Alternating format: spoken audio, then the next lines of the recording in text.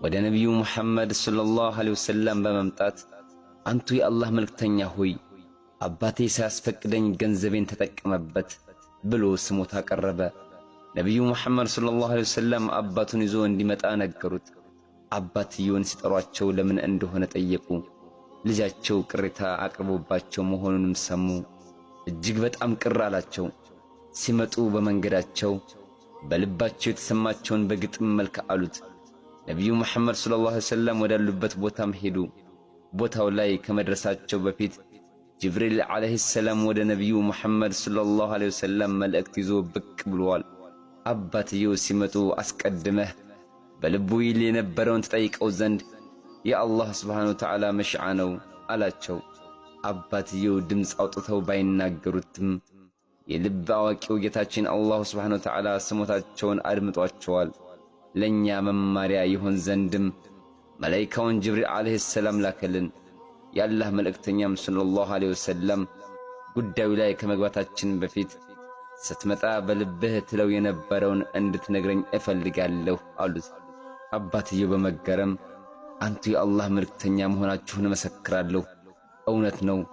በመንገዴ ስመጣ አዝኜ በውስጤ ሳወራ ነበር። በልቤ ብናገረውም አላህ ሰምቶኛል። አንተም ሐቅ ነህ፣ ጌታህም ሐቅ ነው አሉት። ነብዩ መሐመድ ሰለላሁ ዐለይሂ ወሰለም ምን ነበር ትናገር የነበረው ብለው ጠየቁት። አባትየውም ያሉትን ተናገሩ። ልጄ አንተን ከወለድን ጀምሮ ለኛ መኖር ትተን ላንተ መኖር ጀመርን። አንተን ለማስጠለል ነፋስን ታገልን። ቅዝቃዜ እንዳይነካህ በረዶ ላይ ሰራን። ፈገግታህን ለማየት በማታ ሰራን። ሙሉ ሌሊት እንደ እንስሳት ለፋን። የወጣትነት ጉልበቴን አድክሜ አጥንትህን አጠነከርኩ። ላንተ ወጣትነት ስለፋ እኔ አረጀሁ። ጀርባዬን አጥፌ ጀርባህን አቀናሁ። በእግርህ ቆመህ እንድትሄድ ስለፋ እግሮቼ ኃይል አጡ። እጆችህ ሲጠነክሩ የኔው ይንቀጠቀጥ ጀመር። ላንተ ስል ደከምኩ፣ አንተ ግን አመጽክብኝ።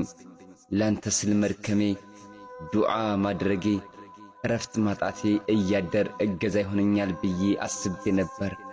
ነገር ግን ወጣትነት አንተ ላይ ሲነግስ እኔን እርጅና ጨረሰኝ። ወጣትነት ላንተ ውበት ሲለግስህ እርጅና እኔን አረገፈኝ። እርጅና ቢጠናብኝ ፊትህን አዞርክብኝ፣ ባሪያህ አደረከኝ። እኔ ታዛዥ አንተ አዛዥ ሆንክ። የ30 ዓመት ልፋቴን አስዋሸሁ። አባትነቴን ረሳሁ፣ ባሪያ ሆንኩኝ። ልጄ ቢሆን ኖሮ ይሄን አያደርግም ብዬ አሰብሁ። በብርድና በሞቃት ቀን ከሌሊት መልፋቴን ረሳሁ። ስሜቴንና ደስታዬን ቀበርኩ። ዛሬ ላይ አንተ አለቃዬ፣ እኔ ደግሞ ባሪያ ሆንኩኝ። እሺ ባሪያህ መሆኔን ልቀበል፣ ግን ጎረቤትህም ጭምር ነኝ። ሰው ጎረቤቱን ይጠይቃል። ተመልከተኝ ዛሬ እያለቀስኩ ነው ብለው በሲቃ ድምፅ ተናገሩ። የአባትየውን ቃላቶች አማርኛ ችሎ አይገልጸውም። ነብዩ መሐመድ ሰለላሁ ዐለይሂ ወሰለም ይህንን ሲሰሙ አለቀሱ።